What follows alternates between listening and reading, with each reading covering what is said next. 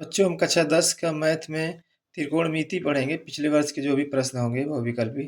जैसे दिया है कि साइन 27 बटा कास 63 का मान हमको ज्ञात करना।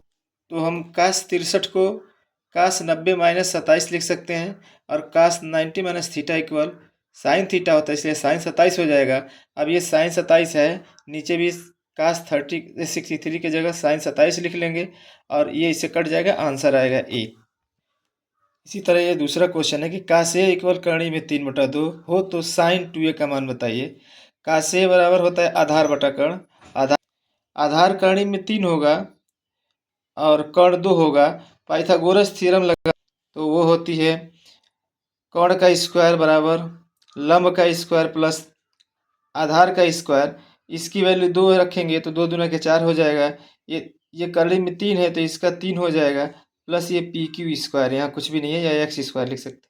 पी क्यू स्क्वायर बराबर 4 माइनस 3, 3 को इधर शिफ्ट करेंगे, एक बचेगा बच्चा लोग। और एक का वर्गमूल 1 होता है, एक का वर्गमूल 1 होता है, इसलिए साइन 2a का मान होगा।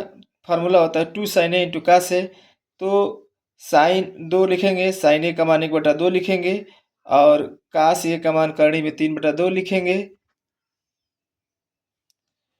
इस तरह 1 गुणे करणी में 3/2 यानी करणी में 3/2 आंसर होगा।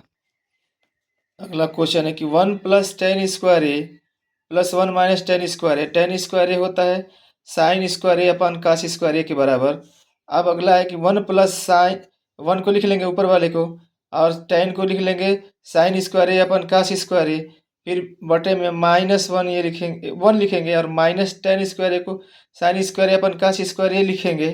फिर इसका इसमें हर बराबर करने के लिए गुणा करेंगे तो cos square A plus sine square A, नीचे कास स्क्वायर ए रह जाएगा, फिर cos square A minus sine square A अपन कास स्क्वायर ए रहेगा। कास स्क्वायर ए से कास स्क्वायर ए कट जाएगा और कास square A plus sine square ए की वैल्यू 1 होती है, तो 1 यहाँ होगी।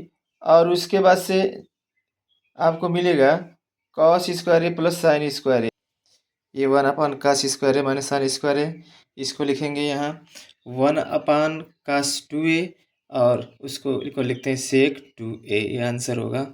अगला क्वेश्चन है कि 1 plus tan square A upon 1 plus cot square ए दिया है, तो 1 प्लस साइन स्क्वायर, टेन को sign square A upon cos square ए लिख लेंगे, फिर 1 प्लस कॉट को cos square A upon sine square ए लिख लेंगे और दोनों का हर इक्वल करेंगे तो अब मिलेगा cos square A plus sine square A अपन कास स्क्वायर ए, और फिर नीचे मिलेगा sign square A plus cos square A upon sine square ए।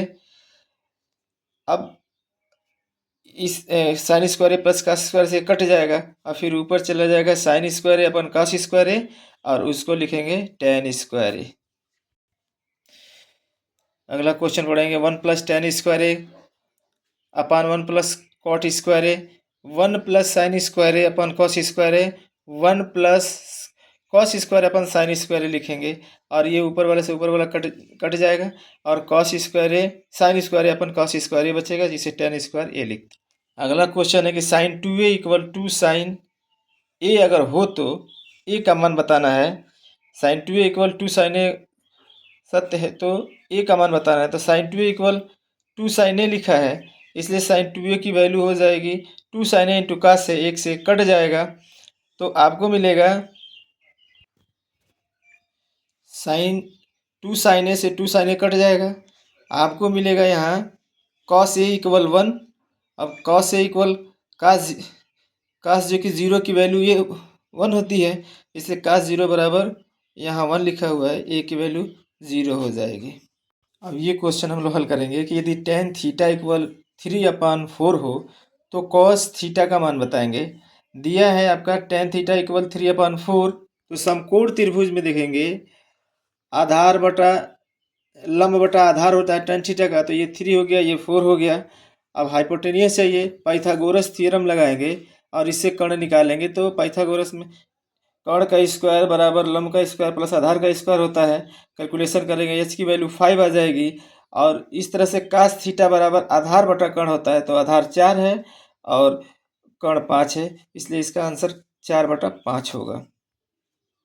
यदि 3 कॉट ए इक्वल 4 हो तो इतना का मान आपको बताना है, तो कॉट ए इक्वल इसको 75 कर देंगे 4/3 हो जाएगा और जो कि समकोण त्रिभुज में यह आधार आधार बटे में जो है कि लंब होता है।